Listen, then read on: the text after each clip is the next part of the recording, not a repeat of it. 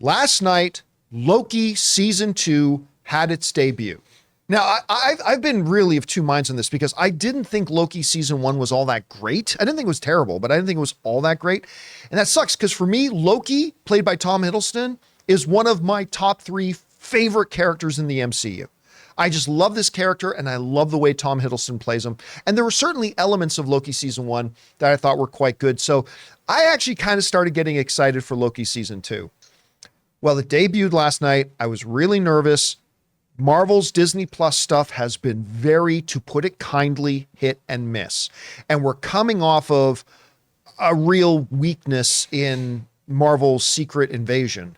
I thought that was a big miss. So I was real nervous going into this, but I'll tell you what, I really enjoyed episode 1. I really enjoyed it. And I couldn't be happier about that. As a matter of fact, if you guys remember, let me take you back a little bit. If you guys remember the other day, I listed off 5 philosophical things that I think Loki season 2 needs to do in order to succeed, right? Well, let's take a look at those. So one, I said, continue Loki's evolution. Make sure that the character we start with in episode 1 is a little bit changed, a little bit transformed, learned, grew, whatever by the time we get to the end of the season. Well, obviously it was only episode 1, so we're going to have to wait and see if they do Loki's evolution. But number 2, establish Kang as the universe's main threat. This whole show, even though we never saw Kang, the shadow of Kang was hanging over everything about last night's episode. And so to me, check, they did it. Point number 3, don't get lost in time travel nonsense. It's going to have a lot of time travel, but make sure you don't get lost in a lot of the mumbo jumbo. Well, what was it? All it was in time travel yesterday was basically what they did in Bill and Ted's Excellent Adventure. Yeah, I thought the same thing. I was like, right? This is Bill and Ted's. It was completely Bill and Ted. It was like, whoa, how about after we're done, I time travel in the past and leave my guitar in the bushes so I'll know it's there. Reach in the bushes. There's my guitar. Excellent. That's exactly what they did. I loved it. They were using time travel, but they didn't get lost in it, right? They really simplified it. And I love the way Ki-Hu Kwan is like, no, I've never done that. Wait a minute. Yes, I have. Yeah, you see him blink. You see his mind like shift. He blinks and then... By the way, Academy Award winner Ki-Hu Kwan playing Obi, which is great. Actually, one of our best friends' son's name is Obi. Anyway, so Ki-Hu Kwan was magnificent in this. So don't get lost in the time travel mumble jumbo. Really, if you're going to use time travel, make it basic. And they did, and it worked really well. Also, number 4, I said they got to elevate Loki. And this was just episode 1, but the primacy of Loki was very clear. Like every scene, everything about it was the primacy of Loki. So even though we're only 1 episode in, I would say that's another check mark. And my number 5 thing that I said the other day that they really need to do is lean into the Loki and Mobius dynamic.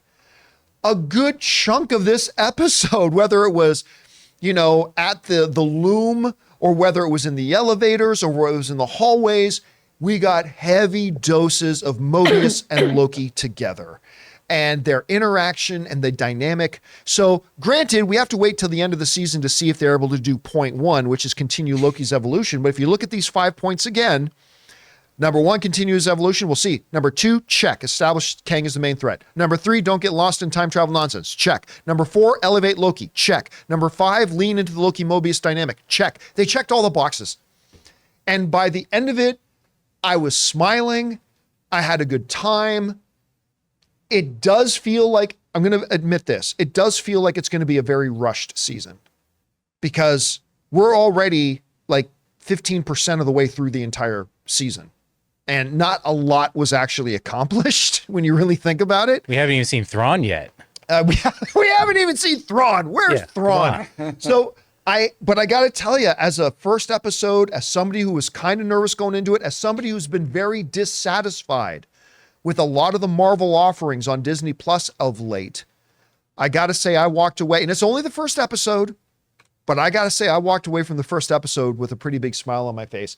Guys, we want to thank a sponsor of this video, HelloFresh. With HelloFresh, you get farm-fresh, pre-portioned ingredients and seasonal recipes delivered right to your doorstep. Skip trips to the grocery store and count on HelloFresh to make home cooking easy, fun, and affordable. That's why it's America's #1 meal kit. Kickstart a fresh fall routine with HelloFresh. HelloFresh handles all the meal planning and shopping to deliver everything you need to cook up a tasty meal right at home. They do the hard part and you get to take the credit. HelloFresh takes the stress out of mealtime by delivering fresh ingredients and easy recipes right to your door. So this fall, skip that extra trip to the grocery store and have dinner ready in no time with America's #1 meal kit. Like we've mentioned before, Ann and I are both working professionals, and mealtime is sometimes a bit stressful. That's why we absolutely love HelloFresh. It's nutritious, it's delicious, and we actually have a really good time making dinner together. So guys, go to HelloFresh.com/50Campea and use the code 50Campea for 50% off plus free shipping. That's HelloFresh.com/50Campea and use the code 50Campea for 50% off plus free shipping. HelloFresh, America's #1 meal kit. Nadia, did you have a chance to check out Loki Season 2, Episode 1? What did you think about the first season, and what did you, most importantly, think about last night's episode? So I agree with that. I'm really vocal in my disdain with Disney Plus. And my problem with Marvel lately is like everyone's an anti-hero. But what I do like what they're doing with Loki is this like redemption arc. It's at least like you said, like he's showing growth. Like he really does seem like he's trying to change and like really actually cares about people now. And I did really enjoy this first episode. I did not like the first season that much. It's not on the bottom tier of Disney Plus shows for me, but it's not in the top either. Right. It had a lot of pacing issues for me. That was my main issue. And I think so far with this, we'll see with the next episode, but so far with this, I think they kind of fixed the pacing a little bit. The episode was pretty interesting, like, the whole way through. And then Ki-Hoo Kwan is like an Oscar-winning actor, and he was just like a wacky and fun character. I wonder if they're going to show him more and kind of give him a little more to work with. But I don't know. So far, I thought it was pretty interesting. And then, like, I guess everything with Majors, kind of wondering how they're going to address this going further, if they're just still waiting. And then, like, the 6-episode format, I absolutely hated it. It never worked. So I don't really know how they're going to address Kang and the big villain and wherever it's going to go, leading up to whatever's next in the MCU. But so far, I enjoyed the episode. Yeah, and look, one of my big worries was when they started talking about Ki-Hoo Kwan from the previews, it looked like he was just going to have a quick cameo. He's got a big role, obviously, in episode 1. And while I don't want this to become the Loki and Obi show, I do hope we get a lot more of Ki-Hoo Kwan in the remaining 5. Again, it's, by the way, just in case to be clear, I really liked episode 1.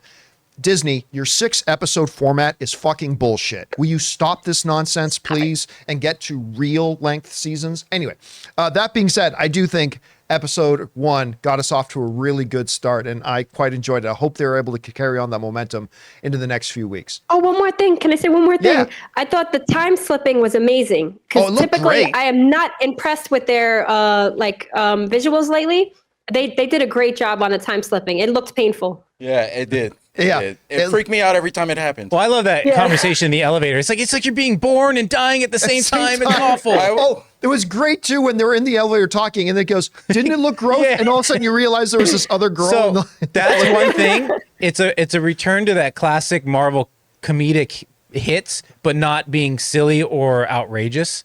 It had a lot of those good little comedic moments, but you're not like, oh, well, that was just stupid. You know what I mean? Yeah. Hey guys, thanks so much for watching this video. Make sure you like the video, leave a comment, and subscribe to our channel. And don't forget, we have a daily podcast called the John Campea Show podcast, available on Apple Podcasts, Spotify, or your favorite podcasting app of choice. Go and subscribe to it today so it'll be there when you need it.